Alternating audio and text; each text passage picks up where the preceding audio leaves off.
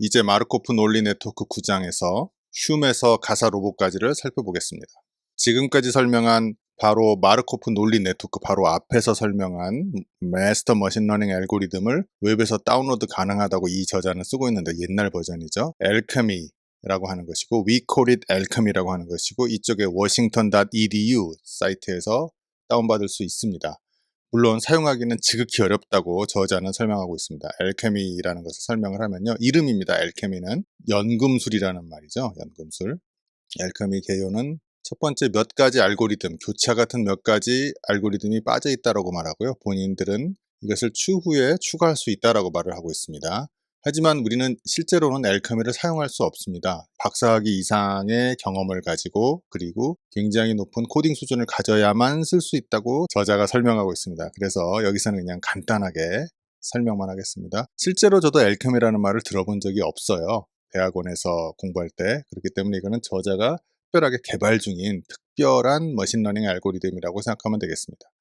입력을 이 알케미는 데이터를 입력하고요. 그럼 모든 타 머신러닝 모델도 알고리즘도 데이터는 입력을 하죠. 하지만 특별하게 논리 공식을 모아서 입력을 합니다. 그것이 바로 차별화 포인트고요. 논리 공식에 당신이 이미 가지고 있는 사전 지식을 입력하는 것이다 라고 이 사람은 말을 하고 있고요. 논리 공식은 가중치를 적용하기도 하고 적용하지 않아도 된다라고 말을 하고 있습니다. 그리고 개별 논리는 일관성이 떨어지거나 불안정하거나 그냥 틀려도 괜찮다. 왜냐? 학습과 확률 추론으로 이를 보수한다. 베이즈 논리죠. 베이즈 논리. 그리고 핵심은 알케미는 무에서 학습을 시작할 필요가 없다. 왜?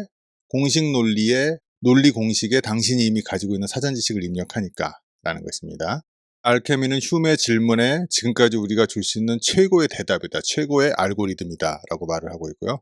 학습은 사전 지식이 있을 때만 가능하다는 흉의 격언의 알케미라고 하는 저자가 추진 중인 마스터 알고리즘 프로그램이 맞다. 마스터 알고리즘이 맞다라고 말을 하고 있습니다. 이 알케미의 적절한 공식을 주면 5종류의 머신러닝을 모두 커버 가능하다고 저자는 주장하고 있습니다. 즉, 머신러닝의 5종족이 각각 풀던 문제를 알케미는 다룬다 라고 말을 하고 있고요. 보십시오. 기호주의자의 알고리즘부터 유추주의자의 알고리즘까지 플러스 아더스까지 기호주의자의 알고리즘을 볼까요? 알케미는 기호주의자들처럼 논리를 사용해서 지식을 통합하고요. 왜냐하면 사전 논리를 입력하니까요. 데이터 플러스 논리의 집합을 입력하니까요. 그 다음 연결주의자의 알고리즘을 볼까요? 연결주의자의 역전파는 기울기 하강 형식을 원래 띄고 있는데 알케미 역시 기울기 하강을 사용하고 있다라고 말을 하고 있고요. 알케미는 아울러 유전 알고리즘을 실현하고 있다라고 저자는 주장하고 있습니다. 세 번째, 진화주의자 알고리즘을 반영한다고 했는데 와우, 되게 많죠. 가중치가 부여된 공식의 형태로 가설의 수를 유지하고 이들이 각 단계에서 다양한 방법으로 변경해서 이들을 데이터의 사후 확률을 가장 많이 높이는 변형들을 유지한다는 것입니다. 각 제너레이션마다 가설의 수를 유지하고 이들을 사후 확률을 가장 높이는 변형들을 유지하는 식으로 제너레이션을 반복함으로써 진화주의자의 알고리즘을 반영한다고 저자는 주장하고 있습니다. 이 알케미를 실제로 써보지 않고 설명을 하니까 저도 책에 있는 내용을 그대로 읽을 수밖에 없습니다. 개체가 단 하나의 가설이라면 그것은 언덕 오르기로 환원이 또 된다고 하네요. 참 신의 말씀은 어렵습니다. 베이즈주의자의 알고리즘은 사본은 반영은 어떻게 하냐면 베이즈주의자의 마스터 알고리즘은 베이즈 정리이며 확률 추론 알고리즘을 사용해서 구현하는데 신뢰 전파와 마르코프 연쇄 몬테카를로 방법 등을 쓰는 것이죠. 자, 알케미는 추론을 위해서 신뢰 점포와 마르코프 연쇄, 몬테카를로 등을 포함하고 가중치가 있는 논리 공식을 다루도록 일반화된다고 하네요. 자, 베이즈 정리는 만능 방정식의 특별한 경우이다라고 하는데 저는 오늘 지금 설명드린 게 지금 설명드리는 게 어마어마하게 어렵거든요. 딱 하나 이것만 알면 되지 않을까 싶어요. 나머지들은 저자의 주장이고 자, 요 만능 방정식은 우리가 어디서 설명했냐면 마르코프 논리 네트워크에서 우리가 만능 방정식을 설명을 한 바 있습니다. P는 2의 W와 N의 내적 그리고 그것을 Z로 나눈다 라는 것이고요. 볼까요? 베이즈 정리는 만능 방정식의 특별한 한 경우다라고, 결국은 이 메스터 알고리즘의 방정식이라고 저자가 바로 앞 섹션에서 강력하게 주장했던 것은 결국은 베이즈 정리를 일반화한 것이다 라는 것이고요. 베이즈 정리는 요게 수식이고 그거의 해석은 이것입니다. 그런데 어떻게 일반화를 했느냐라고 보시면, P는 여기 보면 P 확률이죠. 확률. 여기 확률은 사후 확률이죠. 사후 확률은 요 사후 확률이 되고, 베이즈 정리에서 왼쪽은 여기 메스터 알고리즘 수식, 오른쪽은 이 베이즈 정리 수식입니다. Z는 여기 PB의 수식이고요. PB 수식. 그리고 가중치는, 이 특징은 PA, 여기 PA고요. 특징은 PA고, 가중치는 PA가 일어났을 때 B가 일어날 조건부 확률이죠. 자, 여기 특징이 N이고 가중치가 W입니다. E는 자연상수로 들어가 있는 것이고 2.718. 이과에서 쓰는, 저도 문과라서 2에 계속 적응되기가 쉽지 않습니다. 베이즈주의자는 베이즈 네트워크와 마르코프 네트워크를 사용하고요. 이 둘의 개념에 대해서는 바로 앞 섹션에서 말씀드렸습니다. 그리고 마르코프 논리 네트워크는 1과 2, 베이즈 네트워크와 마르코프 네트워크를 일반화하는 알고리즘이다 라고 말을 하고 있고요. 자, 마르코프 논리 네트워크가 저자가 밀고 있는 알케미 알고리즘 그 자체입니다. 다섯 번째로 유추주의자의 알고리즘을 반영한다고 했는데요. SVM이 유추주의자의 두 번째 모델이죠. 첫 번째 모델은 KNN 모델이고, K 최근접 이웃 모델이고요. SVM은 유추주의자의 알고리즘인데, 만약에 여기서 성능평가 기준이 사후 확률 대신 마진 형태의 채점 기능이라면 마진을 SVM이 쓰고 있거든요. 그 결과 알케미가 쓰고 있는 마스터 알고리즘인 마르코프 논리 네트워크는 유추주의자의 마스터 알고리즘인 서포트 벡터 머신의 일반형이 된다. 유추주의자의 알고리즘인 서포트 벡터 머신의 일반형이 된다고 합니다. 즉, 저자가 밀고 있는 알케미의 마르코프 논리 네트워크는 서포트 벡터 머신도 구현 가능하다는 것이죠. 구조대응 설정은 이 책에서 굉장히 좀 힘든 개념인데, 무엇이 구조대응 설정인가? 한 영역에서 다른 영역을 추론하게 하는 강력한 유추 방법이고, 원래 이것은 인간이 할 수 있고 컴퓨터가 하기는 굉장히 어려운 영역이라고 합니다. 즉, 태양계를 보고 원자 모형을 추론해내는 거죠. 보어가 그렇게 했었는데 이제 컴퓨터도 그렇게 할 수 있느냐라는 거죠. 알케미는 구조대응 설정이 가능하다고 저자는 주장하고 있습니다. 원천, 상위 레벨에 있는 특별한 관계들은 어느 것도 지시하지 않는 공식들을 학습하여 구조도형 설정 구현이 가능하다고 합니다. 계속 어렵습니다. 그 외에 우리는 지금까지 1번 연결주의자부터 5번 유추주의자까지 알고리즘을 이 알케미가 다룰 수 있다라는 것을 배웠습니다. 그리고 또 다른 추가 기능으로서 비지도 학습 알고리즘도 모두 반영이 가능하다고 합니다. 즉 관계형 학습 구현이 가능하고요. 즉 논리 구조에 대해서 학습이 가능하고, 군집화 구현이 가능하고, 차원 축소가 가능하며 강화 학습을 구현할 수 있고, 청킹을 구현할 수 있습니다. 자, 여기에 대해서는 더 자세하게 책에서 설명하고 있는데 너무나 내용이 복잡하기 때문에 자, 여기 목록만 읽고 넘어가겠습니다. 즉, 비지도 학습 알고리즘을 알케미는 모두 다 반영이 가능하다. 그 외에 메타 학습인 앙상블로서의 스태킹 알고리즘 반영도 가능하다고 합니다. 개별적인 분류기, 즉 1번에서 5번까지의 모델들이죠. 1번에서 5번에서 모델들. 1번은 디시전 트리 계열, 의사결정 트리 계열. 2번은 딥러닝 신경망. 3번은 진화주의 알고리즘. 4번은 베이즈주의자의 알고리즘인 나이브 베이즈 알고리즘을 포함한 여러 가지 것들, 마르코프 논리 네트워크를 포함해서. 그리고 5번은 SVM이라든가 KNN, K 최근접 이웃 등의 개별적인 알고리즘을 마르코프 논리 네트워크로 작성이 가능하다고 합니다. 그리고 이들 개별 마르코프 논리 네트워크를 결합하는 공식들을 만들어서 학습을 실시하면 그게 바로 스태킹입니다. 스태킹은 여러 가지 머신러닝 모델들을 하나씩 쌓아서 얘네들을 가중평균을 하는 게 스태킹이거든요. 다시 한번 결론적으로 한번 말씀을 드려볼까요? 보세요. 지도학습의 5가지 종류를 다 반영할 수 있고, 마르코프 논리 네트워크는 그 다음에 비지도학습 알고리즘을 모두 반영하고, 심지어 앙상블로서의 스태킹까지 반영이 가능하다, 메타학습이 가능하다고 이 저자는 주장을 하고 있습니다. 이상 알케미 설명이었고요. 자, 알케미의 적용이 실제로 이 저자가 책을 쓰던 당시에 실제로 사용되고 있었습니다. 인터넷에서 의미망, 시멘틱 네트워크 혹은 지식 그래프라고 하는 의미망을 학습하는 프로젝트에 알케미가 적용이 가능했습니다. 그럼 의미망은 뭐야? 라고 하면 아까 말씀드린 대로 개념들과 이러한 개념들 사이의 관계들이 모인 집합이라고 하네요. 행성과 태양 이런 것들이 개념들이고요. 그 다음에 행성은 태양을 돈다는 관계들인데 이것을 컴퓨터에게 그냥 데이터만 주면 알케미는 인터넷에서 추출한 사실에서 100만 가지가 넘는 의미 유형을 스스로 학습을 하고요. 놀랍죠? 즉, 알케미는 행성 같은 개념을 스스로 발견한다고 합니다. 참 놀랍습니다. 그 외 사례는 자연어 처리, 컴퓨터 비전, 동작 인식, 사회관계만 분석, 분자 생물학 등의 알케미를 실제로 사용하고 있다고 합니다. 하지만 요 2015년은 저자가 영어책을 쓴 시점이고요. 2016년이 한국 책이 번역된 시점이죠. 그래서 저는 사실은 이 알케미라든가 아니면 다른 개념들이 너무 재밌어서 이 저자가 다른 책을 썼는지 최근에 찾아봤는데 아직 이 저자가 책을 쓰질 않았어요. 두 번째 책이 굉장히 기대되는데. 자, 거대한 빅데이터를 알케미는 아직 처리해보지 않았고 책 집필 당시에 일반인이 다루기에는 조작법이 너무나 어렵다. 사실적으로 보통 사람, 저 같은 공장 노동자는 못 쓴다는 거죠.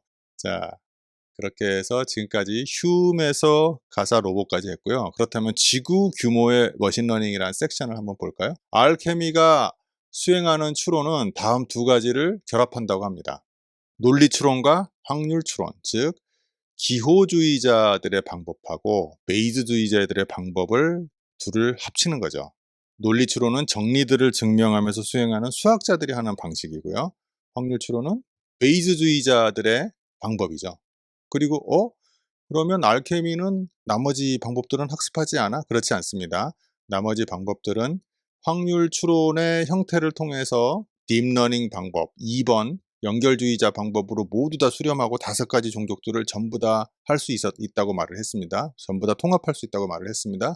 그리고 1번 기호주의자 방법을 이 4번 확률 추론으로 통합시키는 게 가장 어려운데 그것도 해내고 있다고 저자는 주장을 하고 있습니다.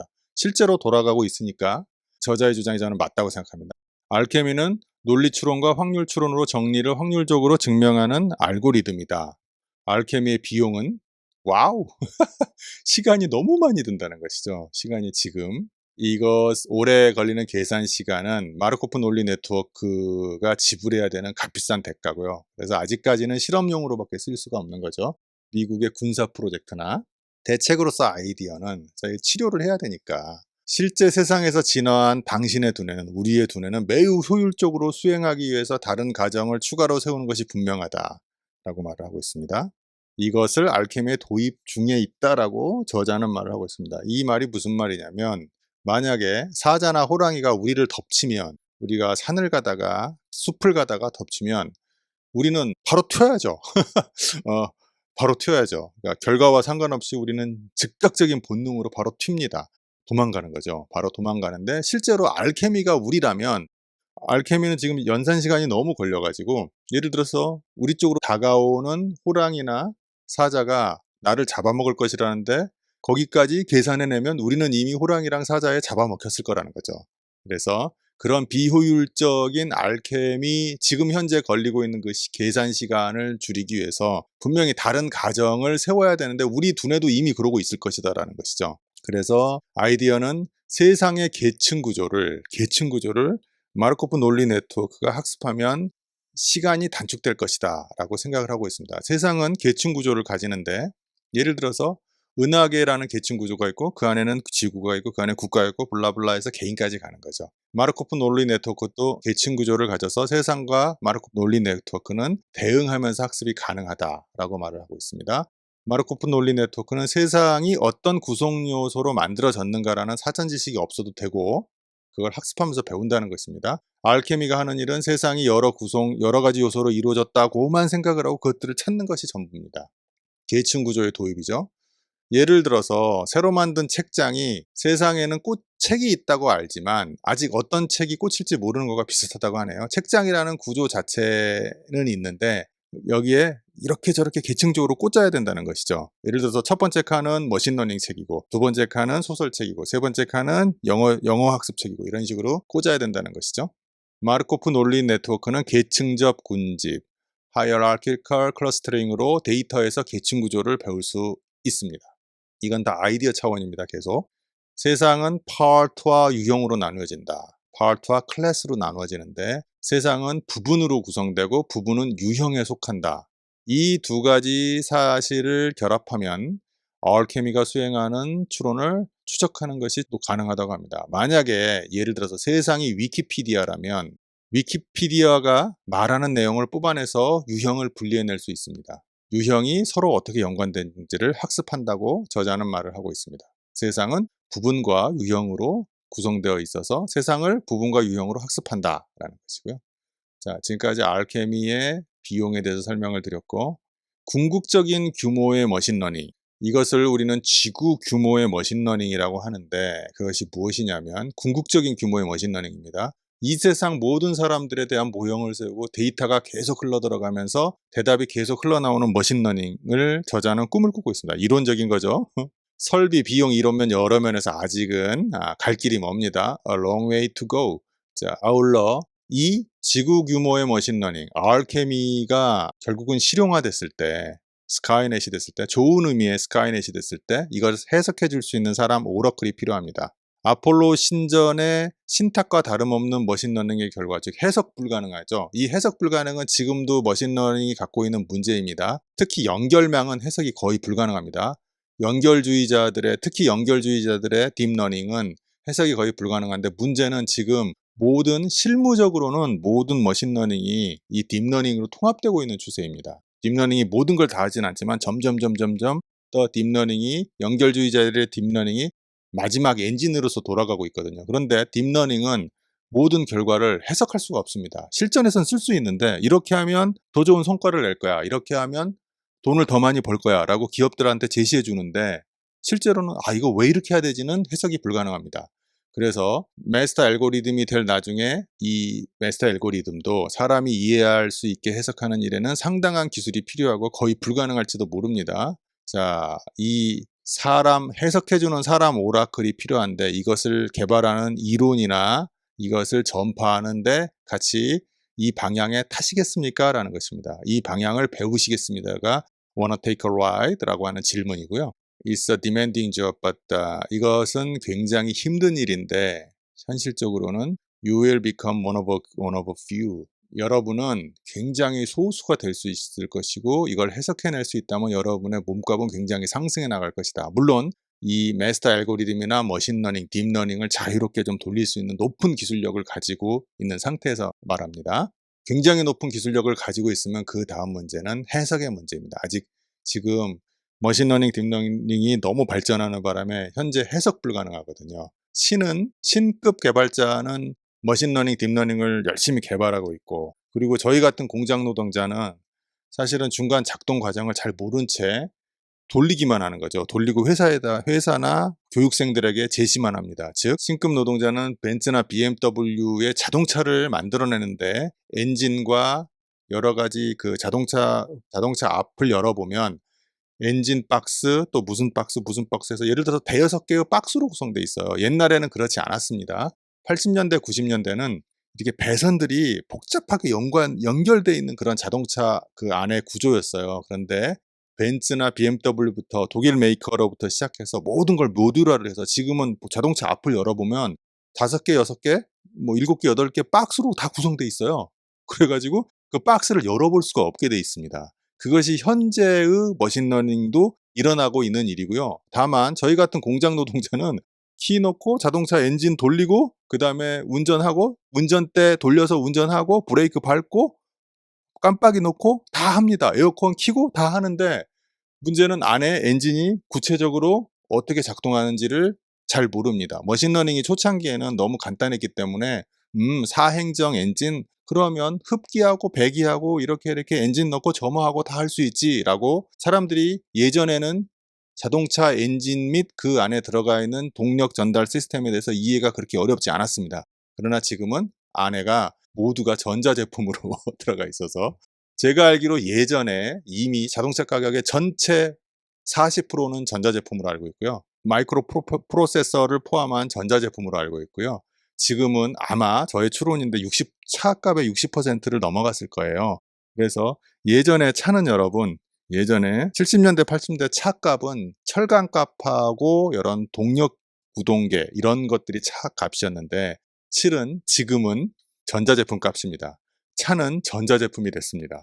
그것이 바로 우리 머신러닝도 겪고 있는 현상이고요. 이것을 해석할 수 있느냐 없느냐가 굉장히 중요한 이슈입니다. 메스터 알고리즘에 근접하는 방법으로 저자는 해법은 마르코프 논리 네트워크가 더 많은 상호작용을 하도록 하고 자기 점검을 할 수 있도록 하며 머신러닝 자체가 자신의 추론을 설명하도록 만들면 되지 않을까라고 주장을 하고 있습니다. 이 머신러닝 자체가 자신의 추론을 설명하도록 만드는 거, 이거 굉장히 좋은 아이디어고요. 하지만 easier said than done, 진짜로 설명하기는 굉장히 어렵겠죠. 진짜로 실현하기는 굉장히 어렵겠죠. 그래서 자, 이제 부록의 마지막 섹션입니다. 의사가 이제 이 9장의 마지막 섹션입니다. 의사가 즉 알고리즘의 지금의 당신을 진찰할 것이다. 어떻게 진단하느냐? 암 치료 프로그램의 구성에 대해서 보겠습니다. 만약에 메스터 알고리즘이 구현이 된다면 살아있는 세포가 어떻게 작동하는지에 대한 상세한 모형과 인체 각 부분의 세포에 대한 하위 모형, 그리고 그것들이 어떻게 상호작용하는가에 대한 모형들을 결합할 것입니다. 1과 2를 결합할 것이다. 궁극적으로 모형은 인간의 모든 세포에서 일어나는 대사경로, 조절 원리, 화학 반응 등, 즉 인간 분자 생물의 총체를 알게 될 것이고요. 와우, 생각만 해도 멋지네요. 암 치료 프로그램의 작동 방법은 첫 번째, 이렇게 암 치료 프로그램을 구성하고 나면 작동을 시킬 건데 메스터 알고리즘을 통해서 암 박멸 알고리즘은 후보 약들에 대해 이 세포 모형에 질문하면서 시간을 보내고 있습니다. 평상시에 질문하면서 시간을 보내면서 스스로 학습을 하고 있다가 새로운 약이 나오면 이 모형은 암세포와 정상세포 양쪽에 미칠 영향을 예측을 하고요. 앨리스가 암 진단을 받으면 앨리스의 정상세포와 암세포에 대한 모형의 예를 제시하고 건강한 세포는 해치지 않으면서 암세포를 죽이는 약을 발견할 때까지 후보약들을 시험합니다. 그리고 기존 약이 효과가 없다고 판명되면 새로운 약을 만들기 시작해서 언더고르기나 교차 활용을 통해서 기존 약을 재구성하고 진화시킵니다. 와우, 놀랍죠? 이런 알고리즘이 빨리 나왔으면 좋겠어요. 인간에게 도움이 된다는 측면에서. 암 치료의 궁극은 머신러닝인 이유는 이거 그냥 방금 이렇게 설명한 걸 사람이 하면 되지 않아? 연구진들이. 지금까지 연구진들이 엄청나게 연구했는데 아직 암 치료에 성공하지 못했잖아요. 부분 성공하고 있죠. 그 이유는 모든 암이 서로 다르고 또 변이가 순식간이기 때문에 암 변이와의 경주에서 이기려면 머신러닝에 엄청나게 빠른 속도가 필요하다고 합니다. 사람이 해결책을 내놓으면 암은 벌써 변이해 있는 거죠. 그래서 고칠 수 없는 건데 암의 변하는 속도보다 머신러닝이 더 빠르게 치료제를 계속해서 투여해 주는 거죠. 실제 사례는 스탠퍼드 연구팀에서 전체 세포의 모형을 작성하고 있고요. 이미 작성이 됐거나 작성하고 있고 cancercommons.org라고 하는 사이트에서 암 설명 모형을 수집 중에 있습니다. 자, 여기는 공개되어 있는 것이고요. cancercommons.org니까. 그리고 이게 실제 사례고요. 가장 중요한 준비 사항이 하나 추가가 있는데 환자 데이터를 모아야 됩니다. 이건 개인정보지만 환자들이 자기의 데이터를 공유하는 데 좀 도움을 주시라, 승낙을 좀 해 주십사라고 저자는 요청하고 있습니다. 병원과 의사와 환자의 도움이 필요합니다. 정보 공유를 위해서. 정보 공유 동의가 있죠. 인류를 위해서 좀 필요하다고요. 자, 9장의 마지막이다. Finally, 이제는 암 치료에 도달하는 길을 볼 수 있고 메스터 알고리즘이 구현이 되면 먼 길이지만 우리는 마침내 그 길을 발견했습니다. 아직 완성하진 못했는데 드디어 이렇게 가면 된다. 머신러닝, 메스터 알고리즘 머신러닝을 만들어서 암이 변이하는 것보다 더 빨리 치료제를 만들어낼 것이다. 예방약을 만들고, 그리고 그 전에 이미 궁극적인 세포가 어떻게 작동하는지에 대한 상세한 모형과 인체 각 부분의 세포에 대한 하위 모형을 완벽하게 만들고 그것들이 결합해서 어떻게 상호작용하는지에 대한 모형들을 이미 구성하고 나면 메스터 알고리즘 프로그램이 이제 암 박멸 알고리즘은 후보 약들에 대해서 이 세포 모형을 질문하면서 만약에 환자가 생기면 즉시 처방을 내려주는 것이죠. 이것이 우리가 암 치료에 도달하는 드디어 희미한 빛을 드디어 보았고, 먼 길이지만 우리는 그 빛을 발견했습니다. 하지만 이제부터 구현하는 것은 또 험난한 길이겠죠. 하지만 머신러닝은 1번부터 5번까지의 각 종족의 머신러닝은 이미 잘 굴러가고 있고요. 잘 굴러가고 있고 인간 수준에 도달한 부분이 많이 있습니다. 그래서 그것들을 잘 엮어서 최종적으로 마스터 알고리즘을 만들어서 인간 생활에 필요한 암 치료를 비롯한 인간 생활에 필요한 모든 것들을 잘 해보자라는 것이 이 책의 주장입니다. 이로써 방금 흉에서 가사 로봇까지 지구 규모의 머신러닝, 알고리즘이 지금 당신을 진찰할 것이다까지 마르코프 논리 네트워크의 9장의 후반부에 대해서 강의를 했습니다. 지금까지 9장 강의를 들어주셔서 감사합니다. 9장은 다 거듭 말씀드리지만 배경 지식과 어떻게 학습 알고리즘을 통합할 것인가 정도까지만 이해하면 일반 독자 여러분들은 충분합니다. 이 궁극의 학습 알고리즘부터 이 뒤에까지는 너무 어려운 개념입니다. 이거는 현재 실험 중인 개념이기 때문에 만약에 이해가 좀 어려우셔도 이렇게 넘어가셔도 될 것 같습니다. 마지막으로 이 책 전체에 대해서 요약을 하겠습니다. 만약에 마스터 알고리즘이라고 하는 이 책에 대해서 독자 여러분들이 단 하나의 장과 그 장에서도 단 하나의 섹션만 읽어야 된다면 이 책에서 가장 영양가 있는 부분이 어디야? 라고 물어본다면 9장 마르코프 논리 네트워크를 들 수 있고요. 그 중에서도 다른 부분은 너무나 어렵기 때문에 특히 궁극의 학습 알고리즘에서 여기 머신러닝의 5종족을 나눈 영토라면 마스터 알고리즘이 이 국가의 수도이다. 그리고 이 녀석은 5개 종족을 머신러닝 종족들을 이렇게 파이 모양이 합쳐진 원으로 그릴 수 있고 각각 내핵, 외핵, 멘틀과 지각으로 설명할 수 있다. 내핵은 표현 영역이고 외핵은 성능평가 영역이며 멘틀 및 지각은 최적화 영역인데 이것들을 모두 다 통합하는 왕으로서의 마스터 방정식이 바로 마스터 알고리즘입니다. 그래서 지금 보이는 이 최종적인 이 화면을 이해하시면 여러분께서는 이 책을 이해하신 것입니다. 이 5개 주의자들을 베이즈주의자들의 형식을 빌어서 엔진은 연결주의자들의 딥러닝으로 간다라는 것이 이 책의 최종 결론이고요. 저는 이 최종 그림을 저는 적어도 이해를 했고 그리고 각각의 모형들을 쓰고 있는 사람으로서 굉장히 즐거웠습니다. 아, 그런 거구나.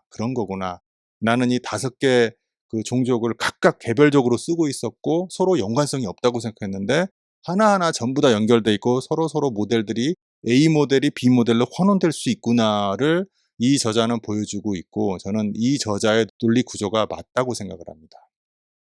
챕터 9 마르코프 로직 네트워크 저자가 밀고 있는 마스터 알고리즘을 위한 마지막 퍼즐 조각에 대해서 살펴보았습니다.